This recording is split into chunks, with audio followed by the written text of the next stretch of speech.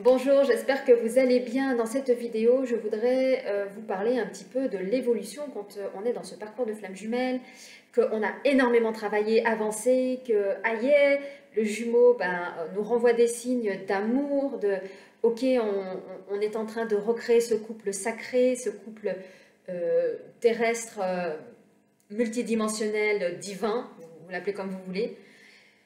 Eh bien, la polarité qui est consciente à ce ressenti, donc que enfin le jumeau, la jumelle arrive pour créer ce lien, et donc ça émerge en soi un sentiment comment dire, de fuite ou d'abandon. Il y a quelque chose qui se remet en mécanisme intérieur qui est là, qui est latent et qui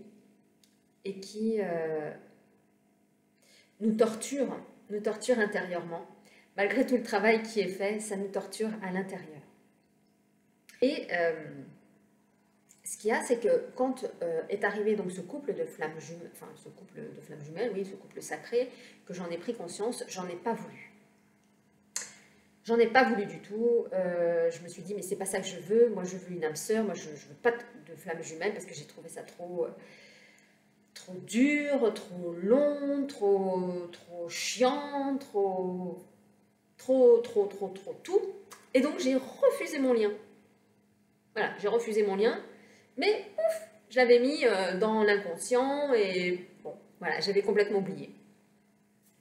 Sauf que l'univers, quand on travaille sur soi, en fait, c'est, comment dire, j'avais déjà expliqué dans une vidéo, c'est je rencontre ma flamme jumelle, je fais un peu de chemin avec elle, en tout cas ça c'est pour ceux qui sont un peu dans le même parcours que moi, hein, ça ne va pas vibrer avec tout le monde, mais faire un bout de chemin avec cette flamme jumelle, jusqu'au moment de la distanciation, séparation, qui n'est pas une vraie séparation, qui est une distanciation qui fait que voilà, on va se quitter pendant 2, 3 mois, 1 an, bon, voilà. Et ça revient, et voilà, ça fait des allers et retours. Et ce qu'il y a, c'est que du moment qu'on se reconnecte jusqu'au moment de point de jonction où il y a la distanciation, la séparation, et bien là, ça amène le travail. Donc le travail, c'est à partir de maintenant. Ok, il me quitte, pardon, nuit nord de l'âme, travail à opérer.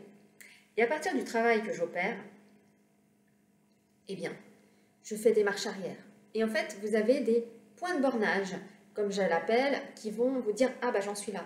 Et on remonte le fil du temps. « Ah bah j'en suis là, ah bah j'en suis là, ah bah j'en suis là ». Et l'univers, en fait, va vous remettre vraiment tout sur le passage, en tout cas pour que vous soyez conscient de qu'est-ce qui se passe. Conscient, je dis bien conscient de ce qui se passe.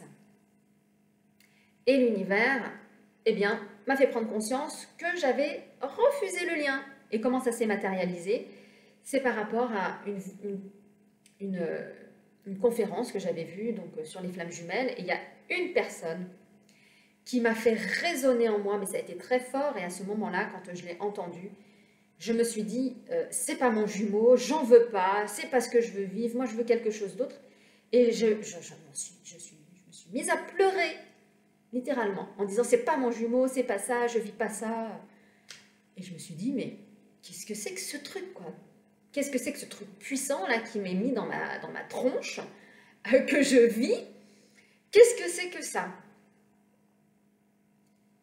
Et je l'ai laissé traverser, hein, parce qu'il fallait que ça traverse, que ok, j'accepte que j'en voulais pas de ce lien, que j'en voulais pas de cette relation, que je voulais pas de cette flamme jumelle, que je l'ai toujours rejeté, que je l'ai toujours abandonné, j'en voulais pas.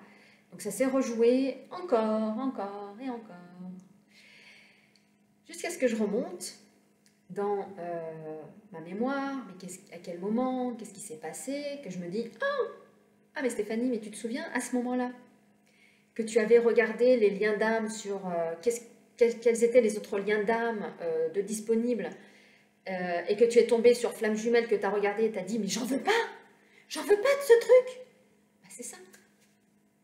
C'est ça, voilà. C'est ce moment-là où tu en es, que tu as refusé le lien. Et certainement que ça peut vous arriver également. Donc je suis juste là pour vous en parlez, ça peut que ça résonne ou pas du tout, peu importe.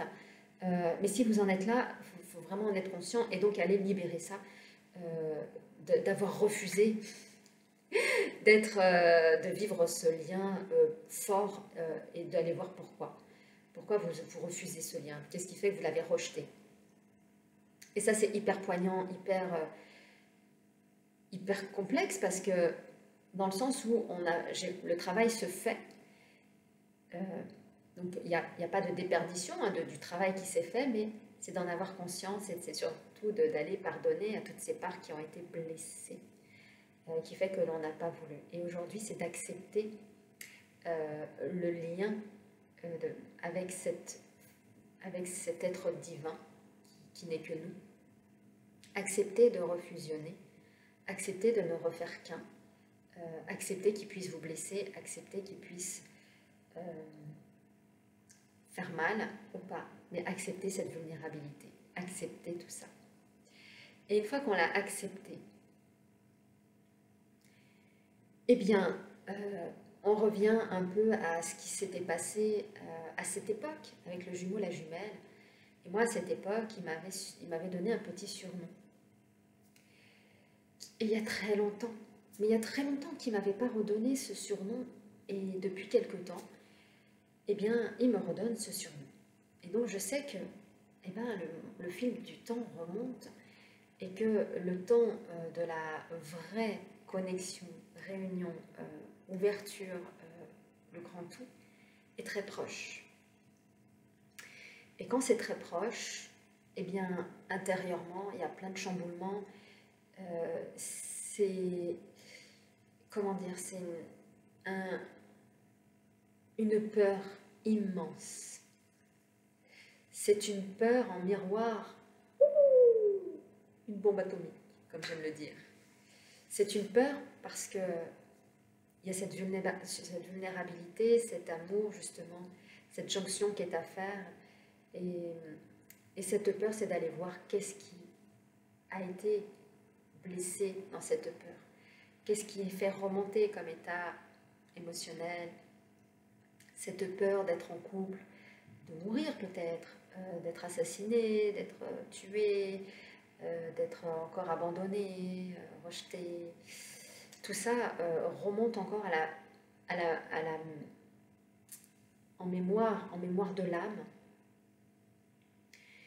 Et ce qu'il y a, c'est que plus l'autre se rapproche de vraiment la conscience, et plus l'âme éveillée a envie de fuir en fait. Elle a envie elle veut plus être alignée, elle veut plus parce que c'est un amour qui est hyper puissant.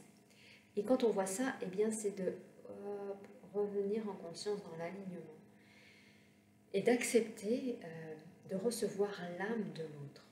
Parce que la fusion en fait se met en place. La fusion, moi je la vis la nuit. Elle ne se vit pas chaque nuit, elle se vit une fois par semaine, je crois, peut-être 2 fois par semaine, plus ou moins puissamment. Et elle arrive par les jambes, elle arrive par les picotements dans les jambes, et elle remonte tout doucement. Alors ça a commencé dans les jambes, tout doucement. Et plus ça allait, et plus ça remontait vraiment cette énergie-là en moi, jusqu'à m'en donner même la nausée, tellement que c'était puissant. Et il y a des choses qui s'en vont, en fait, énergétiquement, je ne sais pas comment vous dire, il y a des choses qui sortent du corps, et c'est vraiment la fusion des corps, des âmes, en fait, qui fait que l'autre rentre en nous, qui fait qu'il y a cette capacité où l'autre nous parle à l'intérieur. C'est peut-être fou ce que je vous dis, mais l'autre nous parle à l'intérieur de nous. Et on parle vraiment. Enfin, c'est peut-être de la télépathie, je ne sais pas, je vous parle avec mes mots en tout cas. Mais l'autre nous parle vraiment et peut même nous parler la nuit. Et c'est très désarmant parce que l'autre est nous.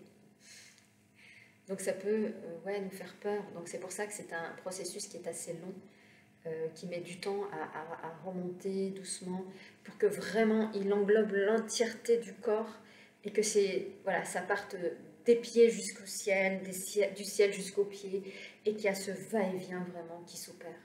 Donc, cette fusion, elle peut faire mal. Moi, j'ai mal dans mon corps, j'ai mal dans mon ventre, j'ai des douleurs. Mais c'est des douleurs qui lui appartiennent, hein, c'est pas les miennes. Mais je comprends sa souffrance, je comprends sa douleur, je comprends son mal intérieur. Et peut-être que malgré tout, je l'aide inconsciemment avec mon mental à apaiser ses peurs. Enfin, c'est tout un processus en fait alchimique qui est très complexe. Voilà, je vous en parle avec mes mots. Vous prenez ce qui est voilà, ce qui résonne ou pas. Mais voilà un petit peu en termes de processus. Et donc, quand on sent vraiment que le couple arrive, donc il y a toutes ces peurs qui remontent, il y a toute cette fusion qui s'opère, il y a tout ce masculin, ce féminin qui se met en place. Voilà, c'est vraiment à vivre et c'est tout à fait possible, vraiment, sincèrement. Le travail, je l'ai commencé en 2019, en fin 2019, après notre distanciation, séparation. Et je peux vous dire que ça peut être très rapide. On n'est plus du tout dans les anciens couples où ça prend une éternité. Là, c'est hyper rapide.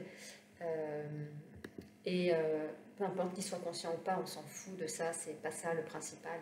Le principal, c'est que nous puissions être dans notre mission, nous libérer de toutes nos parts blessées. Comment dire, quand on se répare soi, nos parents, de part et d'autre, nous aident.